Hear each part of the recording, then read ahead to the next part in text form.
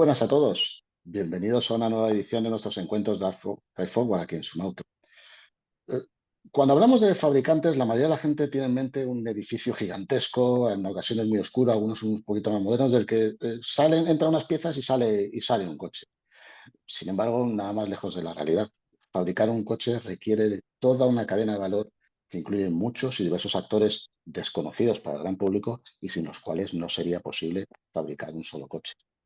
Para hablarnos de toda esa cadena de valor, hoy tenemos la inmensa suerte de contar con AVIA, que es la Asociación Valenciana de la Industria de la Automoción y más concretamente con su directora, Jackie Sánchez Moreno. Jackie, muchísimas gracias por tu tiempo y gracias por estar aquí con nosotros. Muchas gracias a vosotros por invitarme, es un placer. Lo primero de todo, AVIA. Bien, ¿quiénes sois? ¿De dónde venís? ¿Y cuál es vuestro recorrido? Pues, a ver, tengo que decir lo típico, ¿no? Que me encanta que me hagas esta pregunta. Había ese clúster de automoción y movilidad de la Comunidad Valenciana y nosotros agrupamos a las empresas como has hecho como has explicado en tu introducción de la cadena de valor del sector de la automoción y movilidad. ¿Qué implica eso? Que tenemos desde el fabricante, por todos conocidos, en este caso Ford, ¿no? Que es lo que todos conocemos, hasta todos los proveedores de primer, segundo, tercer y cuarto nivel que contribuyen a hacer esos automóviles. Actualmente tenemos 122 empresas asociadas, todas de la Comunidad Valenciana, y además trabajamos con distintas entidades dentro del ecosistema, desde startups a centros tecnológicos, pasando por municipios, grupos de investigación, bueno, con universidades, en fin, un montón de entidades diferentes. Un montón, fíjate, eso, la que suena es Ford y sin embargo hay 122 empresas diferentes detrás de que Ford pueda fabricar un solo coche. Es impresionante. Sí. Como hemos dicho, además, me encanta porque agrupáis todos los niveles de empresas, es decir, incluso startups, es decir, apoyáis iniciativas y, por supuesto, nuevas propuestas que puedan llegar. Y este sector, además, se nutre de mucha I+D, aunque no lo parezca, a alguno le parezca que no.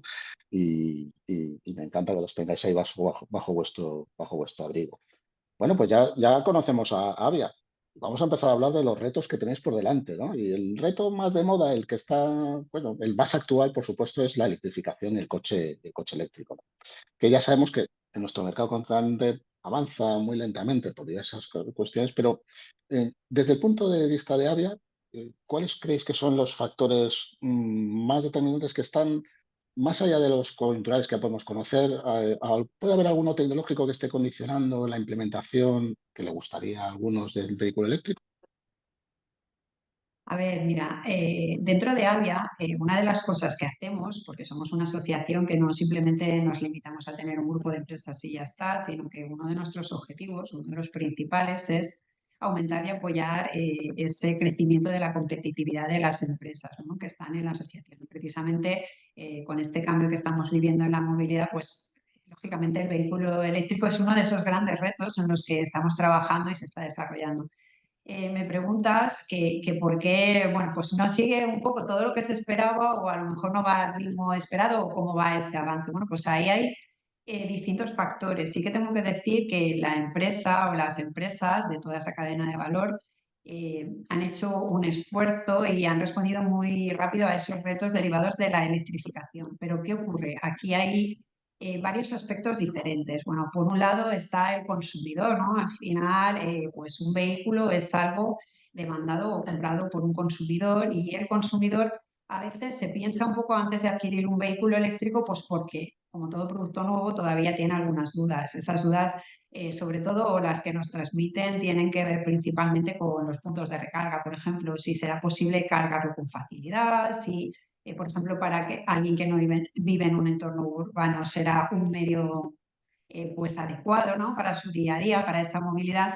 Entonces, una parte viene por ahí, viene pues por eso, ¿no? Por esa prudencia, vamos a decir, del consumidor para ver un poco esta nueva manera de funcionar, si va o no va. Y luego, bueno, porque se están desarrollando nuevos modelos y además estamos trabajando, las empresas están invirtiendo mucho en innovación en I+D+I y están trabajando bastante en la mejora cada vez más de esas baterías que conocemos para que cada vez la autonomía de esos vehículos sea mayor, ¿no? Que es una de las grandes cuestiones que hay siempre. Luego, habría otros temas que influyen, pero bueno, principalmente viene un poco por ahí, ¿no? Sí, me encanta que has hecho mención volvemos al mismo, es que hablar con vosotros al ser un clúster es genial, porque los fabricantes tendrían que hacer un sobreesfuerzo para que esta tecnología, lo que es la electrificación, llegue al público en general. Y si consideramos que los tiempos de desarrollo, normalmente, desde que alguien decide fabricar un coche hasta que ese coche sale, la primera unidad de una fábrica, solían rondar los 4 años en tecnologías que ya teníamos conocidas y más o menos desarrolladas, ¿no? Los motores de combustión.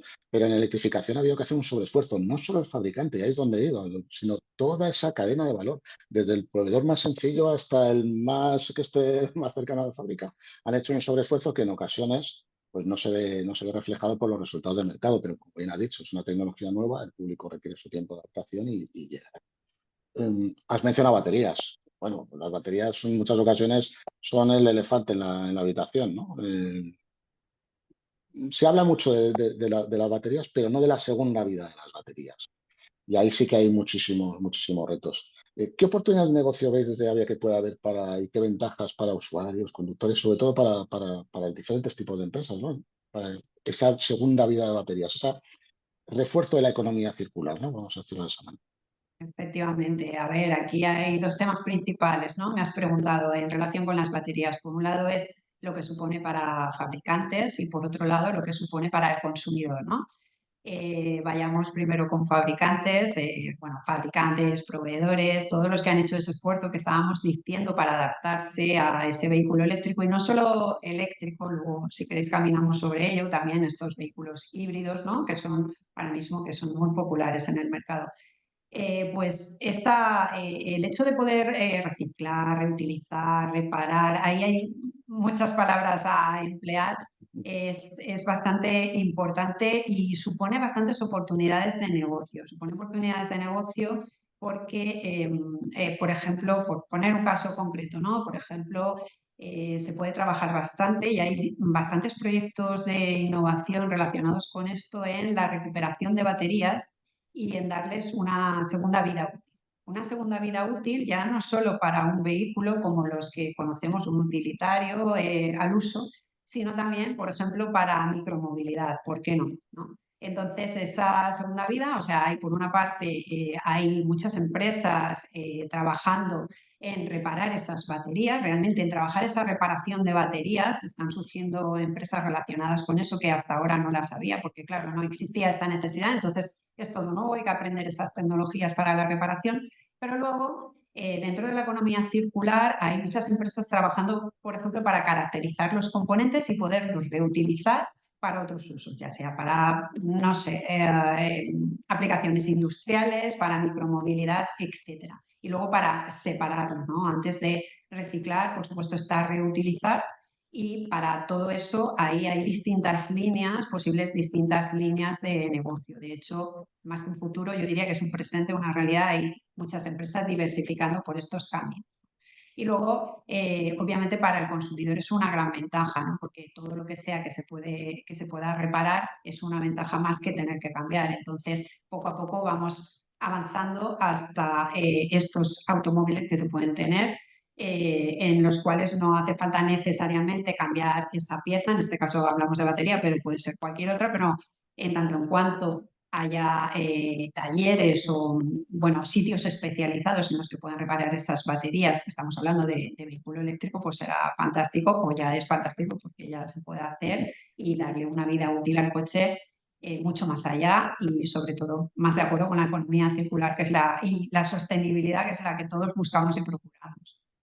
Incluso para el fabricante o para los diferentes proveedores es súper beneficioso, es de aprovechar materiales que de por sí son costosos, porque no nos olvidemos, especialmente las baterías tienen lo que se viene a denominar tiras raras. A mí esa expresión de tiras raras siempre me ha sonado muy rara, ¿no? Un poquito, queda como fea, ¿no? Pero sí materiales más costosos y sin embargo sí puedes abaratar bastante el producto final hasta llegar a bajar cada vez más poco a poco el escalón de precio que, no Claro. nos olvidemos, siempre ha sido uno de los frenos que teníamos para la electrificación. Sí, de hecho, nosotros desde Avia apoyamos distintos proyectos de innovación, los impulsamos, ¿no? Proyectos consorciados en los que participan distintas empresas y varios de ellos tienen que ver necesariamente, precisamente con esto, ¿no? Tienen que ver, por ejemplo, con caracterización de componentes que decíamos antes de esas baterías que ya han dejado de utilizarse. Entonces, hay varios proyectos que caracterizan estos tipos de componentes y entonces ven cómo se pueden utilizar para esa segunda vida útil, ¿no? Que pueden ir por separado, pueden utilizarse para los distintos usos que hemos comentado antes. Hay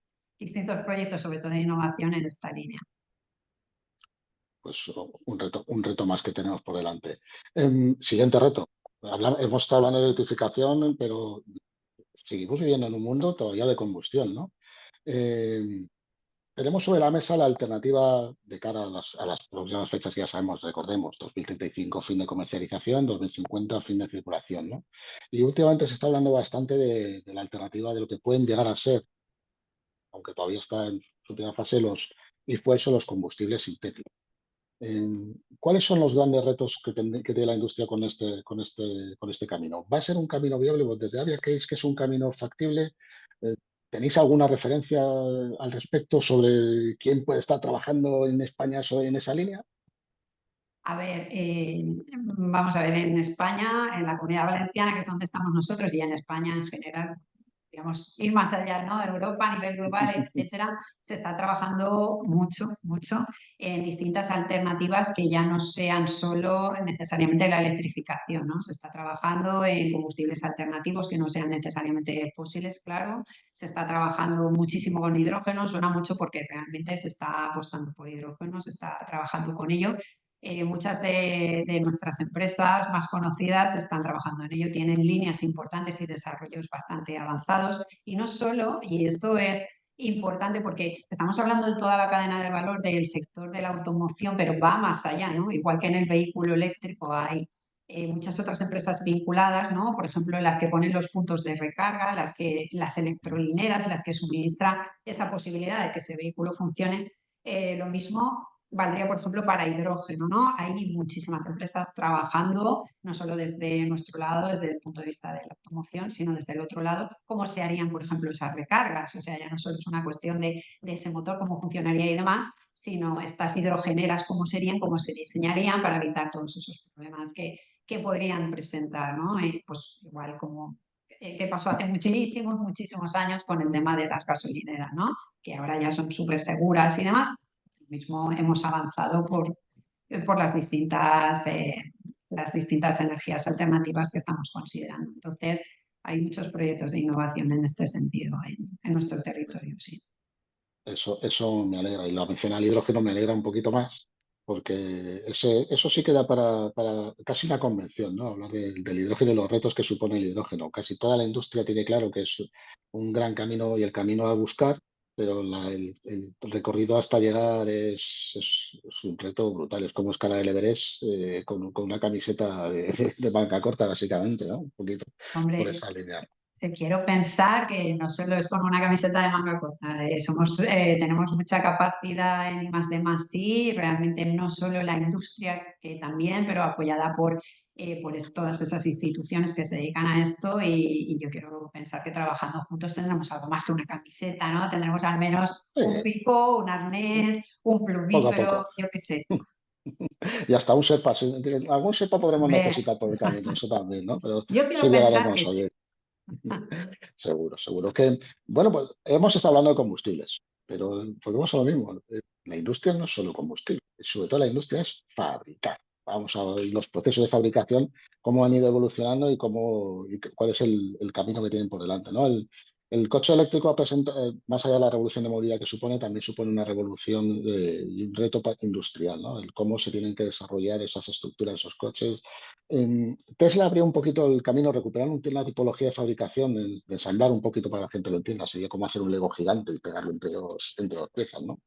Em, yo desde nuestra perspectiva en Sumato creemos que es una ventaja importantísima, pero em, ¿cómo puede llegar a beneficiar al usuario que su coche sea una estructura modular? Es decir, no solo el precio que, por supuesto, si se abarata coste de fabricación, sino luego en su utilización o en su potencial reparación. ¿Cómo lo veríais?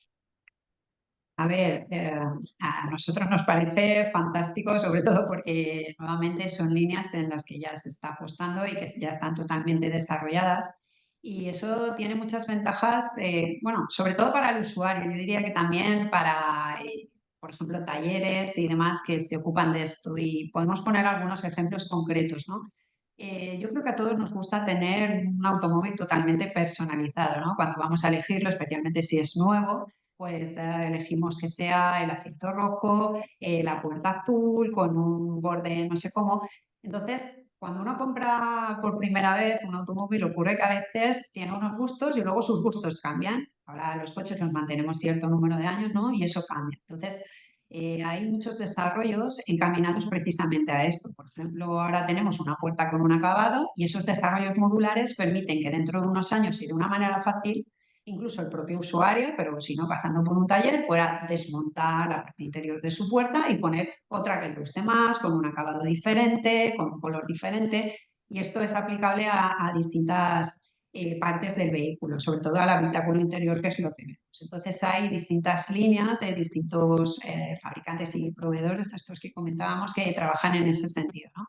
A facilitarle al consumidor personalizarlo en la medida que quiera y también de cara al taller, si lo quiere cambiar en el futuro, o incluso a la salida de fábrica, ¿no? Porque esto también facilita pues, incorporar todos esos elementos. Sí, elementos y mejoras posteriores, pues no nos olvidemos. Oye, pues tú puedes tener este asiento y mañana el asiento más cómodo. O que tengo ahora este maletero y mañana lo quiero con un maletero más largo. Sería un poco el camino, ¿no? Ya de por sí el coche eléctrico ya nos decían, ¿no? Te daba a entender que podías tener un coche para toda la vida, pues ahora con la fabricación modular y la ampliación modular, pues sí que podemos tener esa misma estructura para toda la vida, mejorando el software, mejorando autonomías y, por supuesto, adaptándose a nuestras necesidades de espacio. Futuro, bonito futuro. Me gusta mucho que vaya por ese camino. Eh, Me alegra que te guste.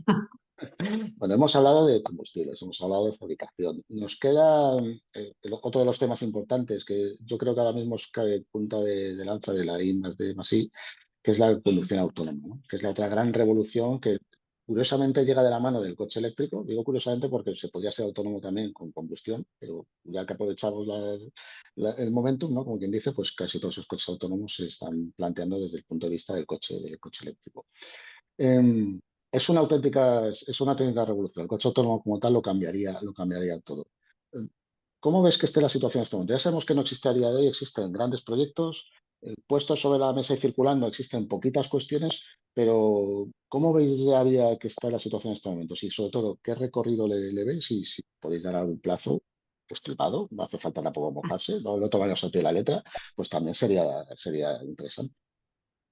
A ver, el coche autónomo es el presente, quiero decir, que está muy desarrollado. Las tecnologías necesarias para que eso lo veamos en la calle están ya, ya las tenemos, ¿no? De hecho, sin ir más lejos, nuevamente hablamos de proyectos que se han impulsado desde Avia con la participación de distintos de nuestros asociados. Hace un año y algo, sin ir más lejos, nosotros tuvimos un piloto de coche autónomo que pusimos por aquí en marcha, ¿no? Entonces, ahora mismo, realmente los vehículos sin conductor de los que se habla o los AGV ya se utilizan un montón dentro de las industrias. Quizá no lo visualizamos o no lo pensamos, pero esos vehículos ya están ahí. Todos esos vehículos que se utilizan, por ejemplo, para mover stock de un sitio a otro, para cargar camiones si es el caso, para tema de logística, esos ya son sin conductor realmente. O sea, lo que Mm. pasa es que está en un entorno muy controlado, con unas balitas determinadas, etcétera. Entonces, esa tecnología ahí ya está. Claro, hay otras implicaciones de sacarlo a la calle, ¿no? En la calle pues hay muchos otros elementos que circulan y demás. Nosotros hace un año el que tuvimos pues lo sacamos y ya pues intervenían ahí personas pasando y tal. Entonces, no solo es una cuestión de desarrollo técnico, tecnológico, es también una cuestión de desarrollo normativo, legislativo, etcétera. Eh, yo creo que lo primero, ¿no? El desarrollo que vamos a ver más rápido respecto a esto, y esto no sé, esto ya es sacar un poco la bola de cristal, tiene que ver, por ejemplo, yo ahora mismo estoy en un parque industrial y esto va a ser muy habitual entre proveedores, ¿no? Proveedores dentro de la cadena de valor del sector del automóvil, por ejemplo, pues hay de primer nivel, segundo, tercero y cuarto, el cuarto pasa al tercero, tercero al segundo y Ujú. así, ¿no? Entonces, si esos proveedores están cerca, pues un vehículo autónomo es muy cómodo para simplemente, pues controlado a distancia, es muy cómodo pues para cargar y llevarlo de un sitio a otro sin necesidad de que intervenga un conductor o bien interviniendo a distancia, pues controlándolo desde una pantallita y ya está. Esto, de hecho, es una realidad ya y que circule por vía pública, pues es una cuestión ya un poquito más de legislación y demás. Y respecto al vehículo autónomo ese que pensamos todos para el usuario de a pie, digamos, bueno, yo creo que lo veremos, no el mes que viene, pero no tardando mucho, creo yo, no sé. No tardando. Es curioso porque pienso que el mayor freno que tenemos ahora mismo, aparte de, por supuesto, el legislativo, la legislación siempre va un poquito por detrás de la velocidad de la industria, es también una cuestión un poquito social, ¿no? El fiarte de que eso te lleve y te lleve bien. Pero has mencionado, y me encanta, que llevan operativos desde mucho tiempo en entornos controlados, y cuando ese entorno está bien controlado, son vehículos prácticamente a riesgo cero, ¿no? No sería la realidad el riesgo cero, sería el riesgo 1%, pero a riesgo cero. Claro, también necesitaremos una transición. Primero, social, en entender que la inteligencia artificial y el coche autónomo y son seguros. Y lo segundo, ir despejando las carreteras de conductores normales, porque esa es la variable que estos coches no van a poder entender, ¿no? Yo siempre digo, oye, si mañana alguien se dedica o quiere comercializar un coche autónomo, se va a enfrentar a conductores como yo, como cualquiera que puede, pues eso, hacer lo que hace habitualmente y no ser lo que el coche, por lógica, tendría que tirar, ¿no? Así que yo lo veo desde un punto de vista un poquito más, Claro, más es de que, implementación social. claro, no solo es el coche autónomo, quiero decir, es que hay varios pasos o varios grados, ¿no? También hay estos que se controlan a distancia. Entonces, como el coche teledirigido de toda la vida de nuestros peques, ¿no? Que tienen. Entonces, bueno, pues también hay distintos desarrollos, tanto por una línea como por la otra, y como muy bien dices, en entornos controlados. Esto ya es una realidad desde hace muchísimos años. Riesgo cero, pues bueno, riesgo cero no existe prácticamente en ningún sitio, pero también nosotros como conductores, pues a veces nos enfrentamos a cosas imprevistas y también a veces pues, fallamos y demás. Pero es una tecnología bastante avanzada en todas estas líneas que hemos dicho, muy, muy avanzada. Sí. Más de lo que nos imaginamos y menos de lo que algunos quieren pensar, podemos decir así con una frase un poquito para sentenciar. De todas formas, a mí me seguirá siendo extraño subirme a un vehículo que se supone que y no ver un pedal o no ver un volante. Yo personalmente también necesitaré ese periodo de adaptación. Y hablamos de coches, ¿no? Pues ya sabemos que la conducción autónoma también puede llegar al cielo en un momento determinado, ¿no? Eso ya es otra guerra y otro debate que no sé si da para uno, para dos o para tres encuentros diferentes, ¿no? Y pues hemos abordado prácticamente todo lo que podemos abordar con vosotros, con Avia, como cadena de valor, representantes de la cadena de valor que sois. Pero al final vosotros tenéis una visión privilegiada. Y con esa visión privilegiada, ¿cuál crees que es el futuro? Es decir, ¿vamos bien encaminados? ¿No lo estamos haciendo bien? ¿Consideráis que a lo mejor debería haber un poquito más de voluntad social y política, por supuesto, para favorecer esta transición a esta nueva movilidad? Yo creo que para favorecer esta movilidad, y hablo de esta movilidad, esa que ponga a las ciudades y al ciudadano en el centro. Me gusta recalcar esto porque las necesidades de movilidad han cambiado y también las tecnologías que tenemos a nuestra disposición, ¿no? Entonces, hace falta mucho trabajo colaborativo porque las empresas tienen mucha fuerza, muchas ganas, esto sí que me gustaría recordarlo, ¿no? Tienen mucha ilusión y están más que preparadas para todos estos retos tecnológicos. Y hablo de las empresas de aquí, no necesariamente de las de fuera, están muy preparadas. Es un sector con muchos años de tradición, de conocimiento y muy fuerte en el tejido industrial, ¿no? Entonces las empresas están más que preparadas. Pero yo creo que juntos se llega más lejos. Entonces, esa cooperación, no solo público-privada, sino también desde la parte de vista, desde el punto de vista de centros tecnológicos, desde grupos de investigación, desde los municipios, es fundamental para responder a estas necesidades de movilidad, porque al final cada ciudadano tiene unas necesidades de movilidad diferentes.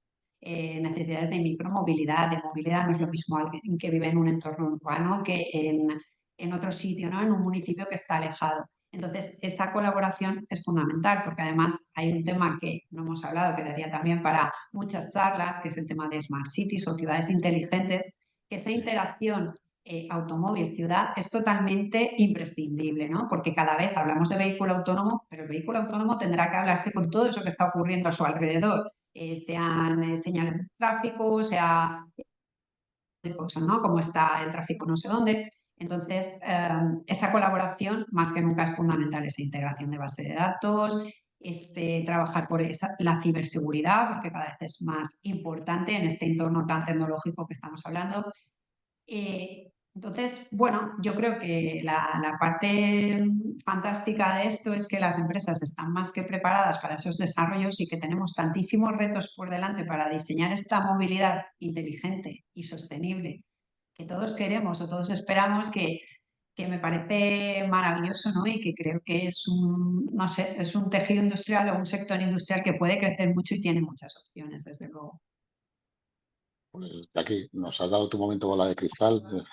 Como decía al principio en el preparativo, ¿no? Que siempre os damos pie a tener ese momento.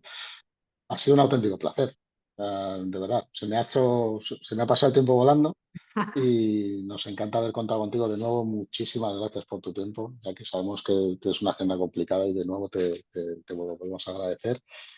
Y nada, amigos, por nuestra parte, vamos a haber contribuido a daros a conocer un poquito mejor la realidad de nuestra industria desde una perspectiva diferente y privilegiada, como la que nos ha dado ya aquí desde representando a Avi. Gracias a todos por acompañarnos hoy. No os perdáis nuestros próximos encuentros y donde seguiremos hablando de temas relevantes y de la actualidad del sector. Nos vemos en el siguiente. Y aquí un placer. Muchas Gracias por gracias todo. por invitarme. Hasta luego.